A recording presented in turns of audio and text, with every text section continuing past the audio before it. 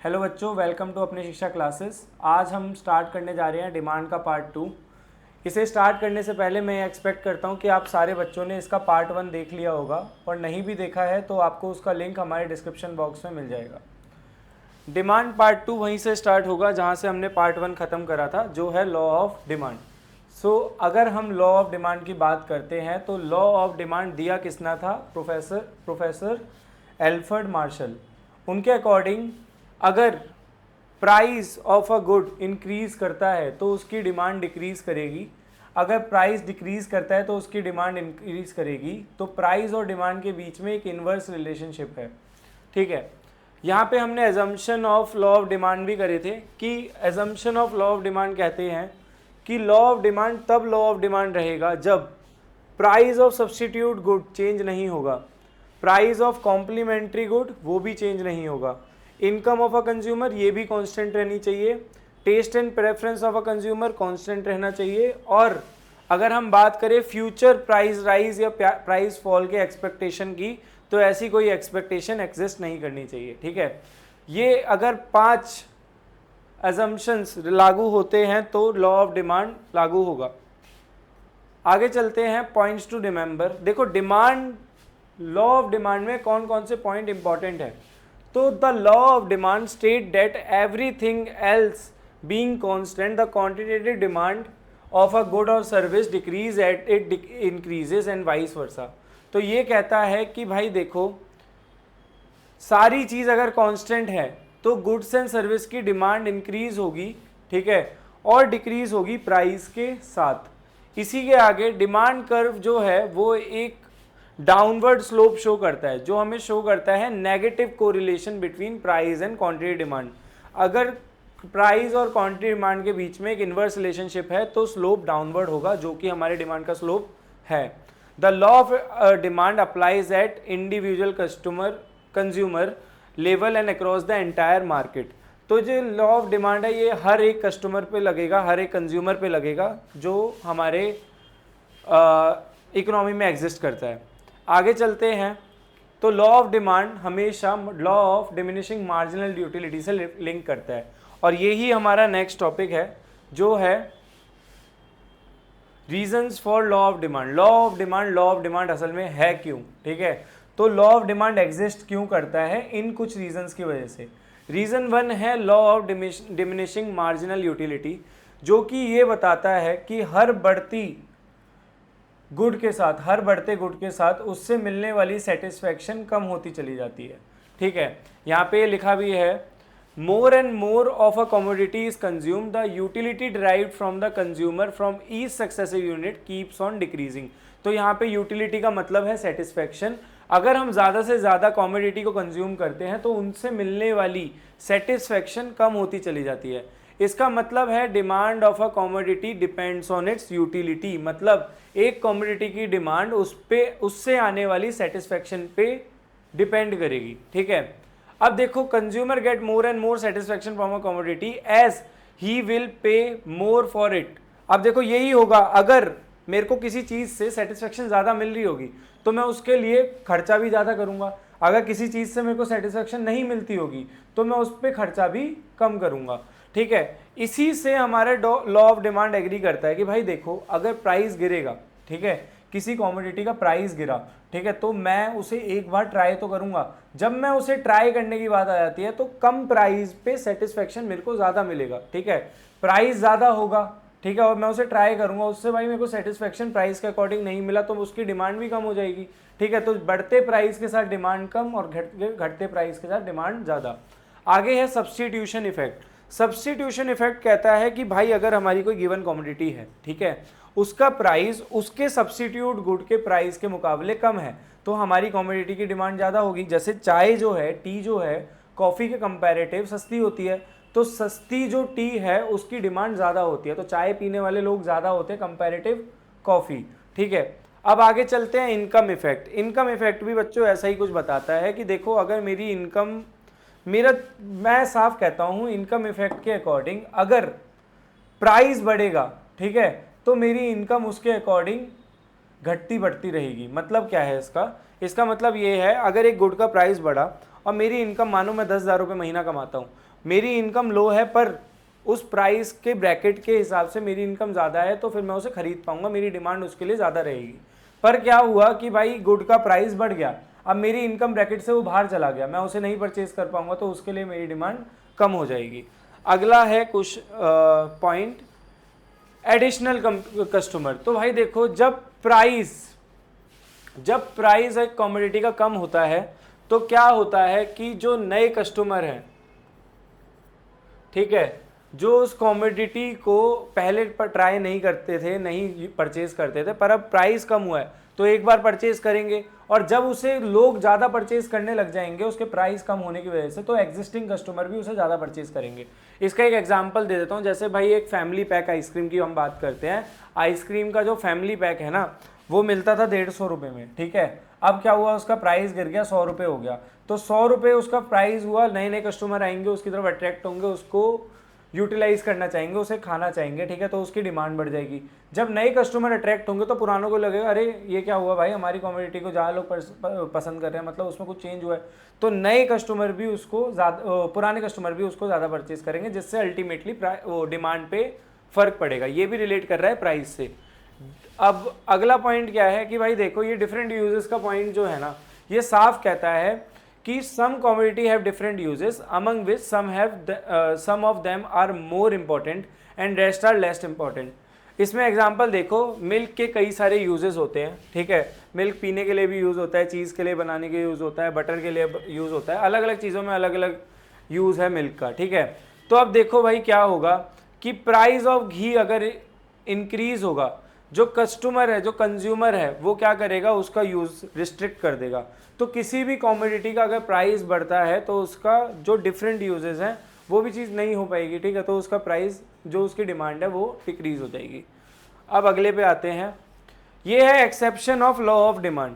Exceptions में वैसे तो टोटल 7 एक्सेप्शन है, पर मैंने यहाँ पे 5 ही लिखे हैं, क्योंकि पेपर में आपके अगर क्वेश्चन आएगा तो 3 या 5 नंबर में आ सकता है। 5 नंबर में आने के चांसेस कम है, 3 पॉइंट्स आपको इसके आने चाहिए, ठीक है।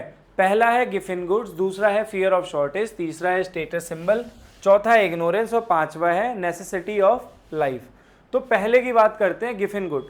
गिवन गुड क्या कहता है बेटा, गिवन गुड वो टाइप ऑफ गुड होता है जो बहुत ज़्यादा इन्फीरियर होता है, ठीक है, मतलब इन्फीरियर गुड्स, ठीक है। अब इसमें कंज्यूमर अपनी बड़ी पार्ट ऑफ इनकम स्पेंड करते हैं, ठीक है। जैसे कि भाई देखो, राइस जो है वो इन्फीरियर गुड है, वीट एक नॉर्मल गुड है, ठीक है। तो क्या है कि भाई अगर राइस का प्राइस गिर भी जाता है ना, तब भी कंज्यूमर जो होता है अपना ज़्यादा प्राइस, ज़्यादा डिमांड उसकी रखता है, क्योंकि भाई राइस कम हुई है।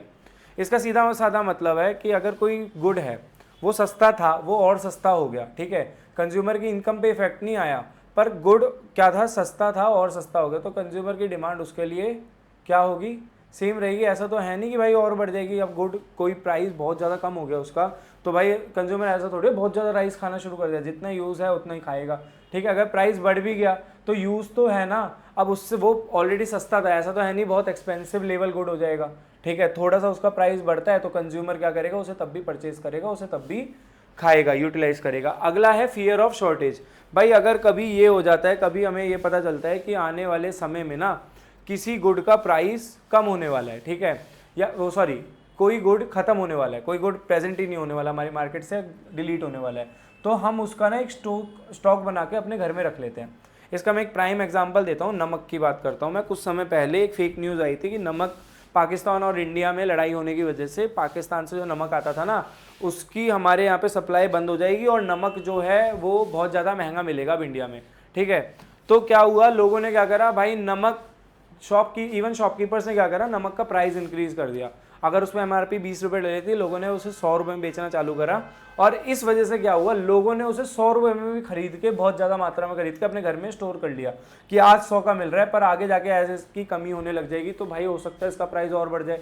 तो ये होता है फियर ऑफ शॉर्टेज। अगर हमें आज पता चलेगा हमारे मार्केट से कोई चीज़ गायब होने वाली है, कोई चीज़ हमारे मार्केट में कम रहने वाली है, हम आज ही उसे बहुत ज़्यादा मात्रा में खरीद के स्टोर कर लेंगे, ठीक है। अब अगला आता है status symbol good. Status symbol good बेटा वो टाइप ऑफ गुड्स हैं जो है, जैसे कि गोल्ड हो गया, ठीक है, जो हो गया हमारा डायमंड हो गया, ठीक है। अब भाई गोल्ड डायमंड हमारे स्टेटस को शो करते हैं। अब ऐसा तो है नहीं उसका प्राइस ज़्यादा होगा मुझे खरीदना बंद कर दे। भाई अगर मैं अमीर आदमी हूँ, ठीक है, गोल्ड का प्राइस कुछ भी है मैं उसे उस टाइम पे खरीदूंगा, डायमंड का प्राइस कुछ भी है मैं उस टाइम पे खरीदूंगा, क्योंकि मार्केट में मेरे को अपना स्टेटस दिखाना है ना। तो ये जो स्टेटस सिंबल गुड भी exception of law of demand में आते हैं कि भाई इसमें भी चाहे प्राइस कितना बढ़ जाए कितना कम हो जाए उसकी डिमांड पे इफेक्ट नहीं पड़ेगा। ऐसा ही हमने फियर ऑफ शॉर्टेज में देखा कि जब कोई चीज़ अगर खत्म होने वाली है वो चाहे कितनी महंगी हो जाए उसकी डिमांड बढ़ती चली जाएगी, क्योंकि भाई आगे जाके तो वो चीज़ मिलेगी ही नहीं ना। लोग सोचेंगे अभी स्टोर करके रख लेते हैं, कोई बात नहीं भाई ज़्यादा प्राइस में मिल रहा है लेके रख लेते हैं। अगला आता है इग्नोरेंस। अब भाई क्या हुआ कि कंज्यूमर जो होते हैं ना वो होते हैं कई प्रकार के, ठीक है। तो अब मैं एक बहुत अमीर कंज्यूमर हूँ, मेरे को फ़र्क नहीं पड़ता कि मार्केट में किस चीज़ का क्या प्राइस है, मेरे को कोई चीज़ चाहिए तो चाहिए, ठीक है। ये है मेरी इग्नोरेंस, मेरे को मतलब ही नहीं है ना। अगर भाई कोई गुड 10-20 रुपये महंगा भी हो गया मेरे को इफेक्ट ही नहीं बढ़ रहा, मेरा पैसा बहुत है, मैं उस चीज़ को खरीदूंगा ही, तो ये मेरी इग्नोरेंस है, ठीक है। अब यहाँ पे भी लॉ ऑफ डिमांड एग्जिस्ट नहीं करता। अगर भाई यहाँ पे प्राइस बढ़ भी जाता है मेरे को मतलब नहीं है, मेरी डिमांड हमेशा उसके लिए ज़्यादा ही रहेगी। अगला आता है नेसेसिटी ऑफ लाइफ। अब कोई चीज़ है भाई मेरी ज़िंदगी में सबसे ज़रूरी है, जैसे मैं बात करूँ नमक, ठीक है, खाने में नमक कितना इंपॉर्टेंट होता है। नमक अगर आ जाता है, मानो 20 रुपये का एग्जाम्पल नमक आता है, ठीक है, वो 40 का हो जाता है, तो ऐसा थोड़ी है लोग अपने खानों में नमक डालना बंद कर देंगे। भाई 20 का नमक आता है, नेसेसिटी है, 40 का आएगा तो भी नेसेसिटी है, 20 में भी उस नमक को उतना ही खरीदना है, 40 में उस नमक को उतना ही खरीदना है, ठीक है। तो नेसेसिटी ऑफ लाइफ्स में भी लॉ ऑफ डिमांड एग्जिस्ट नहीं करता। एक्सेप्शन हमने 4 पढ़े, given good, fear of shortage, अगला स्टेटस सिंबल, फिर इग्नोरेंस, फिर नेसेसिटी ऑफ लाइफ। ये 5 एक्सेप्शन करने के बाद हमारा ये चैप्टर यहाँ तक क्लोज होता है। इसके आगे क्या चीज़ आती है, वो आती है बेटा 2 टॉपिक। पहला है मूवमेंट अलोंग डिमांड कर्व और दूसरा आता है शिफ्ट इन डिमांड कर्व, ठीक है। मूवमेंट एंड शिफ्ट अवसर में है क्या, ठीक है, तो अब इसको बहुत डिटेल में समझते हैं।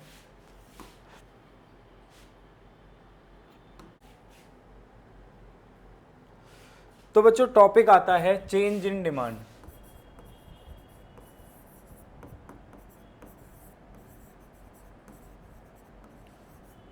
ये 2 प्रकार में होती है। पहली होती है चेंज इन क्वांटिटी डिमांड और दूसरी होती है चेंज इन डिमांड। तो भैया चेंज इन क्वांटिटी डिमांड और चेंज इन डिमांड, ठीक है। चेंज इन क्वांटिटी डिमांड जो है ना बच्चों, ये होती है प्राइस की वजह से, ठीक है। यहां पे सेम फंडा अप्लाई होता है, ठीक है। इसको मूवमेंट इन डिमांड कर्व और इसका भी दूसरा नाम है जिसको हम कहते हैं शिफ्ट इन डिमांड कर्व, ठीक है। अभी मैं बताऊंगा मूवमेंट और शिफ्ट क्यों कहा जाता है, पर अभी आप ये समझो क्वांटिटी डिमांड और चेंज इन डिमांड में क्या अंतर है। बेटा जो चेंज इन क्वांटिटी डिमांड है ना, ये होती है प्राइस की वजह से। अगर प्राइस बढ़ेगा तो डिमांड गिरेगी, प्राइस घटेगा तो डिमांड बढ़ेगी। सेम फंडा यहाँ पे फॉलो होगा और इसके अकॉर्डिंग मूवमेंट 2 प्रकार की होती है, एक होती है अपवर्ड और डाउनवर्ड, ठीक है।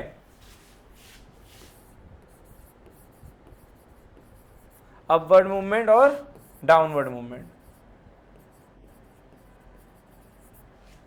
अब चेंज इन डिमांड की बात कर लेते हैं। बेटा ये भी डिमांड में चेंज है, पर ये ना प्राइस की वजह से नहीं हो रहा। ये हो सकता है भाई कंज्यूमर की इनकम बढ़ गई हो सकता है सब्स्टिट्यूट गुड की प्राइस कम हो गई हो, कॉम्प्लीमेंट्री गुड की प्राइस कम हो गई हो, ठीक है।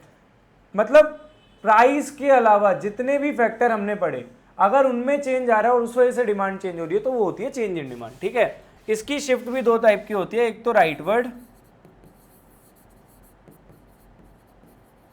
और एक लेफ्टवर्ड, ठीक है। बहुत सिंपल है। Change in quantity demand price की वजह से डिमांड चेंज हो रही है, change in demand except price किसी भी फैक्टर की वजह से अगर डिमांड चेंज हो रही है तो वो चेंज इन डिमांड है। चलो अब आगे बढ़ते हैं। यहाँ पे ये चीज़ लिखी हुई है कि देखो डिमांड जो है ये डिमांड की डेफिनेशन है। इसके बाद ये 2 प्रकार की होती है। पहली है क्वांटिटी डिमांड और डिमांड फॉर अ कमोडिटी, ठीक है। अब देखो इसका क्या मतलब हुआ कि अगर प्राइस की वजह से चेंज हो रहा है, प्राइस की वजह से कोई चीज़ चेंज हो रही है कमोडिटी की, ठीक है, तो इसे हम लोग मूवमेंट इन डिमांड कर्व कहेंगे। ये दो प्रकार की होती है, अपवर्ड मूवमेंट और डाउनवर्ड मूवमेंट, ठीक है। मूवमेंट अलोंग डिमांड कर्व दो प्रकार की होती है, अपवर्ड और डाउनवर्ड, ठीक है। यहाँ देखो सिंपल मैं आपको ग्राफ बना के दिखा देता हूँ। मानो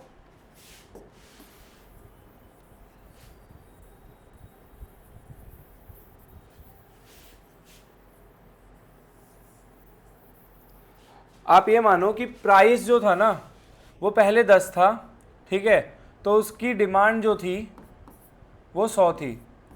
अब प्राइस क्या हुआ 15 हो गया, तो उसकी डिमांड क्या हुई 50 हो गई, ठीक है। अब दूसरा टेबल बना लेते हैं कि भाई जो प्राइस था ना वो पहले 10 था, तो उसकी डिमांड जो थी वो क्या थी 100 थी। फिर प्राइस 5 हो गई, इसकी डिमांड 150 चली गई। अब इसका ग्राफ भी बना लेते हैं, ठीक है, ग्राफ बनाते चलो। प्राइस हमेशा कहाँ होता है, वाई एक्सिस, और एक्स एक्सिस पे हमारा क्या होता है, डिमांड, ठीक है। तो ये मान लेते हैं हम 50 और ये मान लेते हैं 100, ठीक है। डिमांड यहाँ पे थी हमारी 5, 10, 15, ठीक है। तो क्या हुआ भाई 10 पे हमें कितना मिल रहा था 100, तो हमारा पहले जो डिमांड ग्राफ बना वो ये बना। अगला हमारा क्या हुआ कि भाई 15 पे 50 मिल रहा है, तो जो मेरा डिमांड कर्व यहां जा रहा था, पहले यहां था,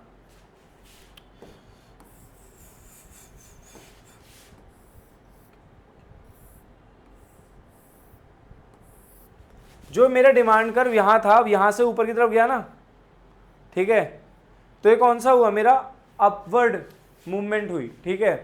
दूसरा वाला देखो, यहां पे मेरे डिमांड कर्व में क्या होगा भाई, यहां पे डाउनवर्ड मूवमेंट हो जाएगी, क्योंकि भाई देखो क्या हुआ 10 पे जो मेरे को गुड मिल रहा था ना वो था 100,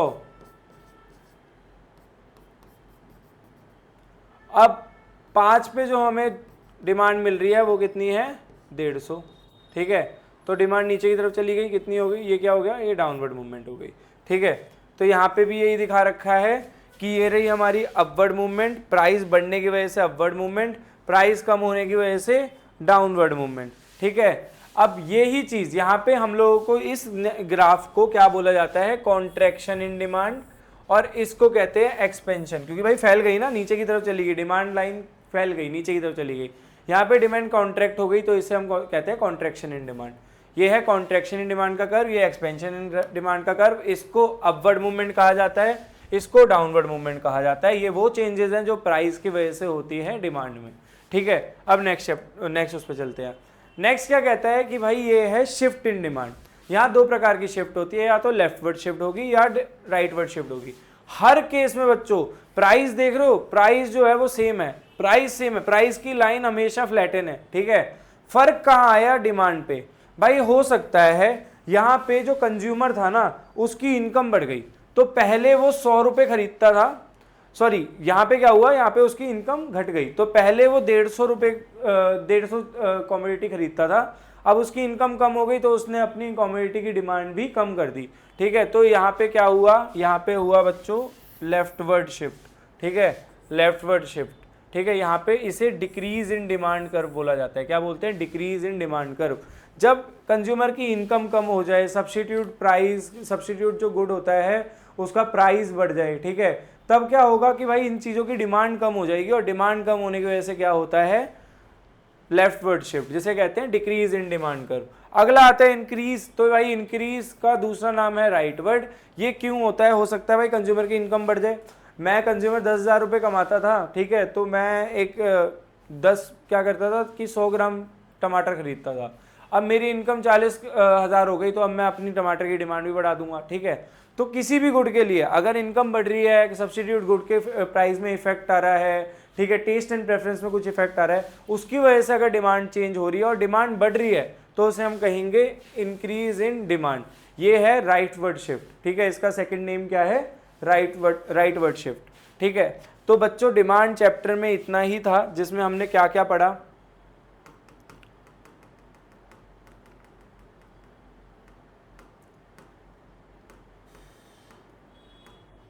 हमने चैप्टर शुरू करा जहाँ पे हमने डेफिनेशन देखी किसकी, डिमांड की। डिमांड के बाद हमने पढ़ा individual and market demand.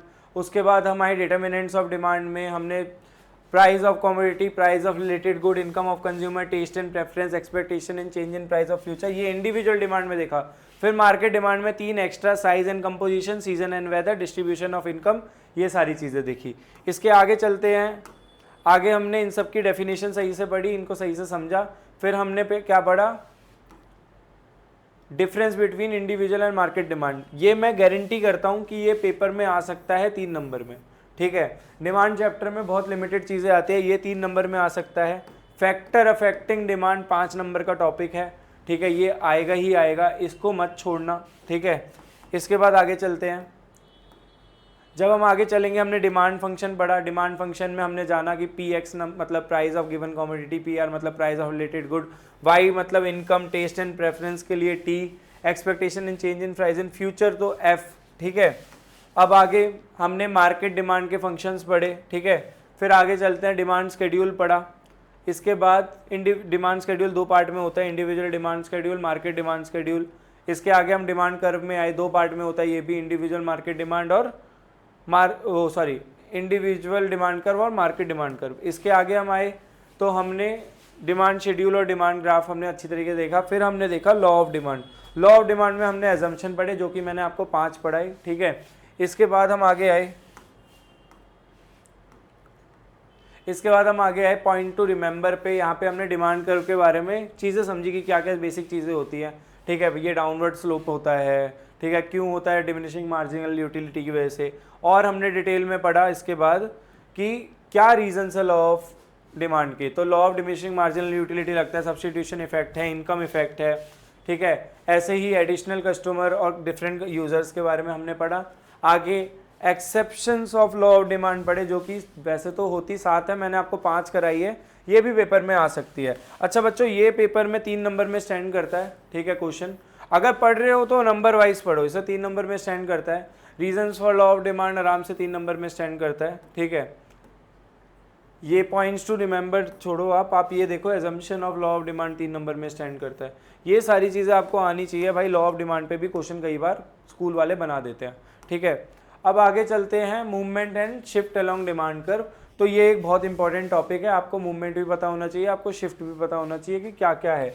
Movement मतलब जब अपवर्ड और डाउनवर्ड ग्राफ गिर रहा है, और ये किसकी वजह से गिरता है, प्राइस का ऊपर और नीचे होने पे, ठीक है। Shift in demand curve, price constant रहेगा, कोई और फैक्टर की वजह से अगर डिमांड कर्व हो रहा डिमांड चेंज हो रहा है तो उसमें शिफ्ट होगा, या तो डिमांड इंक्रीज होगी या डिमांड डिक्रीज होगी। उसके बाद मैंने आपको मूवमेंट अलोंग डिमांड कर्व को अच्छी तरह एक्सप्लेन कर दिया। फिर मैंने आपको शिफ्ट इन डिमांड कर्व अच्छे से एक्सप्लेन कर दिया। मूवमेंट एंड शिफ्ट को आप 5 नंबर का टॉपिक मान के चलो, ये 5 नंबर के लिए पेपर में स्टैंड करता है, ठीक है। 11th एक बोर्ड क्लास नहीं है, 11th स्कूल के अकॉर्डिंग उनके पेपर बनते हैं, पर पेपर की मार्किंग, ठीक है, टॉपिक के वाइज ही होती है। अगर कोई टॉपिक 5 नंबर का, तो ऐसा तो है नहीं कि वो 2 नंबर 1 नंबर में दे दे। कोई 3 नंबर का टॉपिक है, ऐसा बिल्कुल पॉसिबल नहीं है कि उसको 5 नंबर में देते, 6 नंबर में देते। तो ये सब डिपेंड करता है कि आपकी प्रिपरेशन कैसी है।